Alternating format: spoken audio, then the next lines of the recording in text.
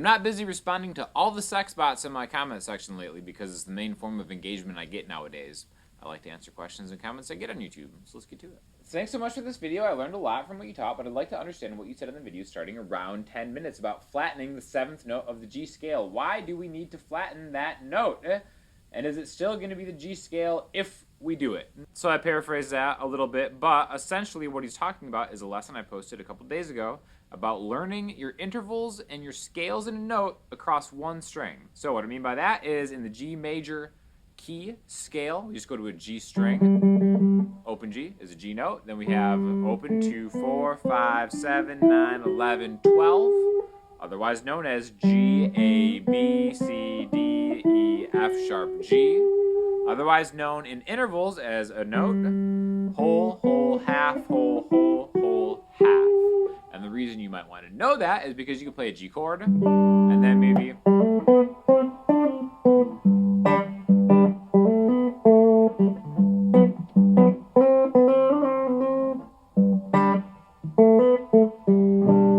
just kind of jump around in between the chord and the notes and stuff like that, right?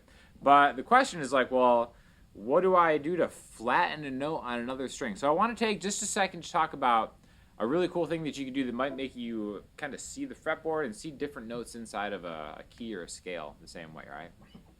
So the key of G is the people's key, all right? Some people have asked me, why is the key of G the people's key? Well, this might kind of shed some light on that too, right? The strings on a standard tuned guitar are E, A, D, G, B, E. All of those happen to be notes in the G major scale, all right? G just has one sharp. It's an F sharp. G, A, B, C, D, E, F sharp, and then G again. So every open string can kind of be your own launching point from playing those notes, okay? And then if you practice long enough and you think about it, it's like, oh, you can find all those notes easy enough. You go to the E string, E, F sharp, G, A, B, C, D, E. Start on the A string, A, B, C, D, E, F sharp, G, A. Now you'll notice once you start doing stuff like that, that you'll see a lot of commonalities between where you begin, okay? Like I said, there's 5 different notes. We have a low E string and a high E string, so that gets repeated. But there's 5 different notes that we can kind of start that G scale. And depending on what note you start on, you're going to get a little bit of a different sound, but it's not going to be so different than other notes in that key, all right? So what we're going to do is we're just going to do a couple of the chords in the key of G with the root note being an open string, all right? So if we start on open E, E's note, G, A, B, C, D, E is the 6th note. That's going to be an E minor chord, okay? So we're going to make a connection where we play that minor chord and then maybe play the first 1, 2, 3, 4, the first 4 notes of the G major scale starting on E. So E, F sharp, G, A, otherwise known as open 2, 3, 5. E minor chord, open 2, 3, 5. Okay, so it's going to be our little pattern. We could go further. Open 2, 3, 5, 7, 8. If you want to play all the notes, but bear with me because I think this will maybe help connect some dots. If we go to the next highest string, A. A's note in the key of G, the 2nd note, is also going to be a minor chord. That's why you always see E minor and A minor together all the time. By the way, I taught a lesson on double stops on my Patreon, so check that out because what a great value my Patreon is. People in the comments will tell you about that, so I'll link you to that too. But we got A minor. We can play the notes in the G scale starting on an A on the A string. Guess what? A, B, C, D. It's still open 2, 3, 5. So even though these are 2 different locations, so far if we just take those first 4 notes of each spot and then play through the key, we get the same pattern. Open 2, 3, 5. E, F sharp, G, A, B, C, D. Now we can even continue going forward if we do all the notes starting on an A, B, C, D, E, F sharp. That 9th fret, open 2, 3, 5, 7, 9, as compared to E, open 2, 3, 5, 7, 8.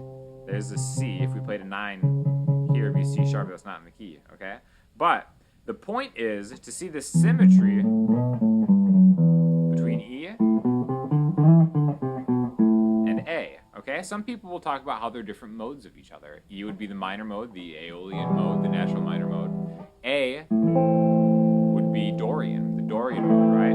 Now, what makes them different is that either the 9th fret on the A string or the 8th fret on the E string. But we can get to that later. I think practically, if you're thinking about maybe learning this kind of thing, start with what makes them similar, right? Which E,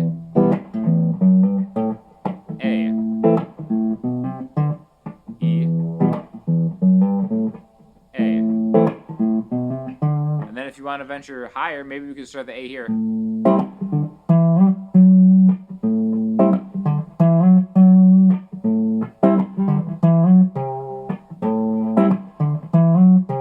See, I'm kind of getting that A minor 7, 5, 7, 9, 8, and then playing that around an A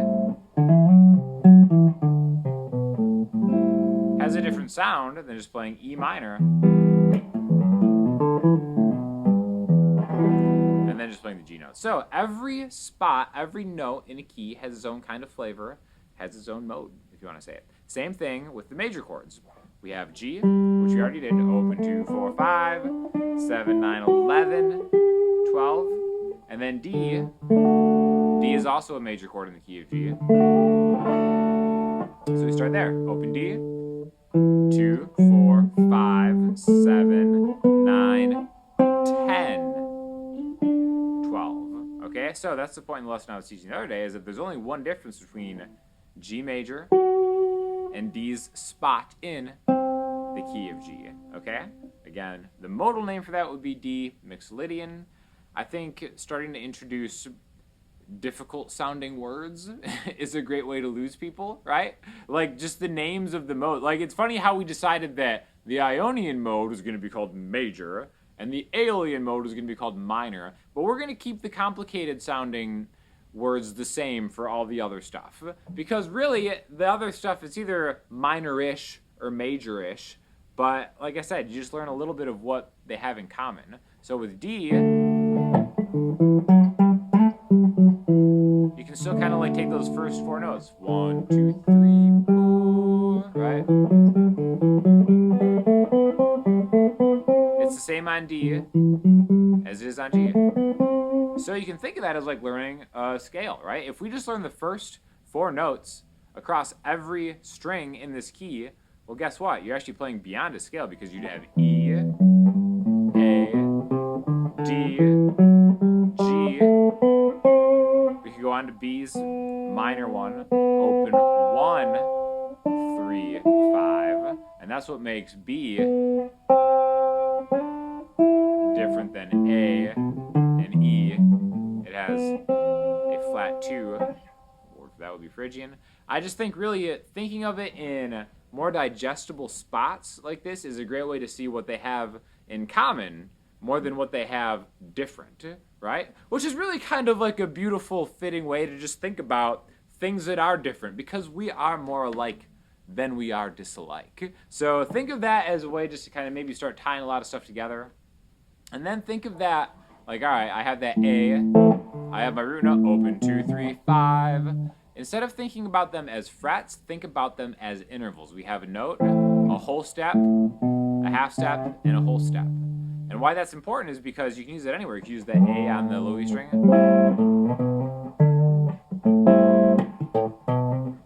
And then all of a sudden, we have A's spot. I'm just playing A minor 7, where it's just the 5th fret, essentially. And then open 2, 3, 5, but open is now the 5th fret. And then you can use that in your mind's eye to create a full version of E, A, and then we kind of stack 2 easy to remember patterns on top of each other, and you get one longer pattern, which is really just open 2, 3, 5, open 2, 3, 5, and start again. Okay? So once you start stacking those on top of each other, I think you'll do a lot better. You know, you can even go an octave from here, which would be the A on the D string would be the 7th fret, right? 1, 2, 3, 4, 5, 6, 7, 8. We can do a little chord here. And we have open 2, 3, 5, and now you have this pattern. And again, I'm just playing the 7th fret of the D string, the 9th fret of the G string, the 10th fret of the B string, which is essentially like an A power chord. it's the same thing. And you can do that over really any of the minor chords with the exception of B having that flat 2. But again, I don't want to get too complicated in the modes because anytime you have a dude that understands modes start talking about the modes, it goes off the rails, which I probably already did here, so I apologize for failing you.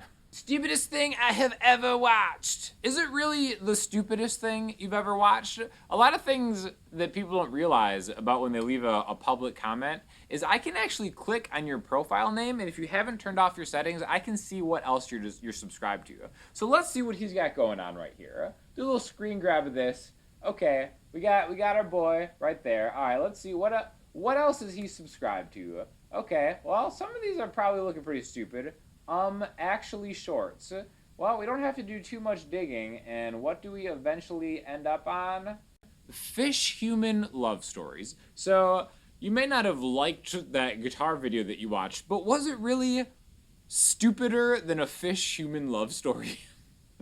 Keep this mic, it sounds so smooth as a room mic. Thank you very much. This is off a video just posted a couple days ago about the Warm Audio WA8000, sorry. It's modeled after the Sony C800. And super impressed with that microphone.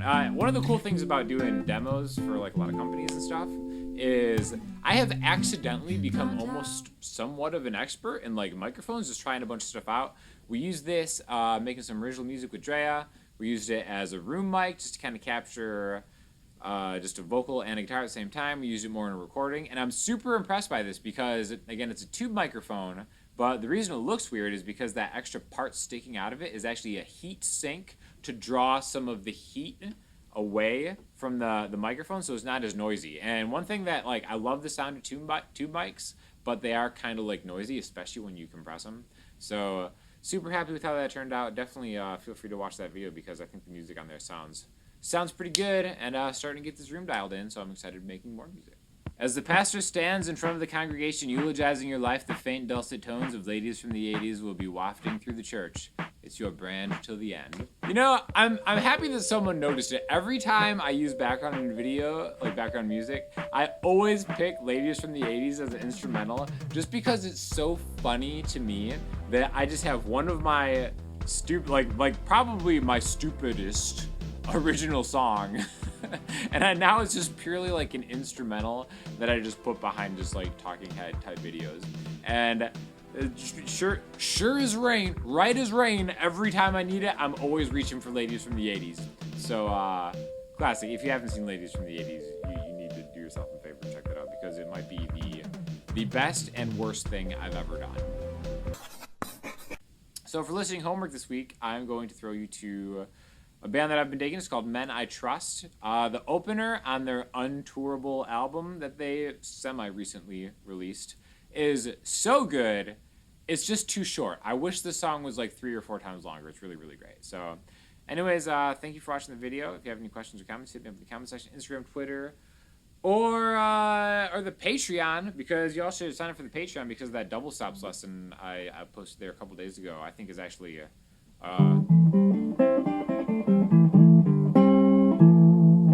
it's worth checking out and it helps me out a lot. So like I said, thanks again. I'll talk to you soon. Thank you.